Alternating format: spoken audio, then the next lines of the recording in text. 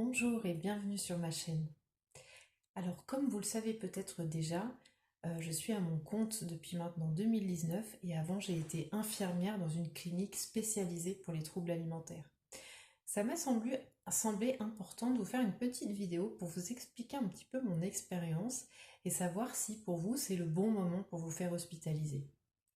C'est une clé qu'il ne faut pas négliger parce que parfois, à l'issue d'un suivi ambulatoire quand même assez conséquent, il peut arriver que vous ayez l'impression de ne pas évoluer, de stagner, que le trouble continue d'être extrêmement sévère, avec des crises qui vous encombrent tous les jours, voire plusieurs fois par jour, que vous avez l'impression que ça s'aggrave.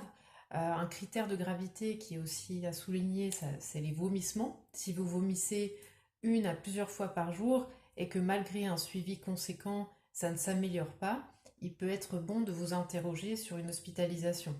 De même, si vous perdez trop de poids, que vous commencez à être dénutri, on parle d'IMC 17, où là, effectivement, se faire hospitaliser, ça paraît important. Et là, peut-être que vous avez discuté du contrat avec votre thérapeute. Mais en tout cas, si vous distinguez une sévérité du trouble de plus en plus importante et que au niveau ambulatoire, vous avez l'impression de ne pas avancer, eh bien, on va se poser la question de l'hospitalisation. Donc, il peut y avoir beaucoup de craintes autour de l'hospitalisation quand on ne connaît pas comment ça se passe, on ne sait pas où on va arriver, comment on va être pris en charge. Donc, voilà, j'aimerais vraiment vous rassurer par rapport à ça parce que quand les gens s'autorisent à faire le pas de l'hospitalisation, en général, c'est vraiment libérateur. Alors, on ne peut pas parler pour tout le monde car chaque cas est unique et il faut aussi être prêt à mettre en place des changements, mais le cadre hospitalier va vous permettre de mettre en place des choses que vous ne pouvez pas faire à la maison. Par exemple, vous allez avoir vos repas qui vont être proposés directement, donc vous allez avoir des plateaux qui vont vous être amenés, donc ça c'est dans la plupart des cliniques, et donc vous allez vous retrouver face à face avec un plateau où vous n'aurez pas de tri alimentaire. Donc ça c'est extrêmement important pour se confronter à ces peurs, et puis surtout vous n'aurez pas de stock comme à la maison. Forcément, vous n'avez pas accès à la nourriture comme ça peut l'être à la maison, et donc vous serez obligé, entre guillemets, de travailler sur les déclencheurs des crises et d'y voir beaucoup plus clair. Vous avez une équipe à votre disposition qui est là 24 heures sur 24, avec des infirmières qui vont être là pour échanger sur vos peurs, des aides-soignantes aussi qui sont en première ligne et qui vont pouvoir vous aider, vous aiguiller au niveau de la nourriture et de toutes les angoisses qui vont en découler. Vous avez les médecins psychiatres, vous avez les diététiciennes et bien d'autres encore professionnels qui peuvent vous aider. Il y a ce qu'on appelle souvent des ateliers thérapeutiques qui vont pouvoir vous aider à travailler sur votre gestion émotionnelle, sur votre rapport au corps, sur votre perfectionnisme, sur votre rigidité ou le fait d'apprendre encore sur vos besoins et vos limites. Donc c'est important de prendre le temps de trouver la clinique qui convient. Est-ce que vous avez besoin d'une clinique près de chez vous, une clinique qui soit plus éloignée, parce qu'il peut arriver que parfois on a besoin de rompre avec le milieu familial. Ça peut être une clinique avec une approche particulière.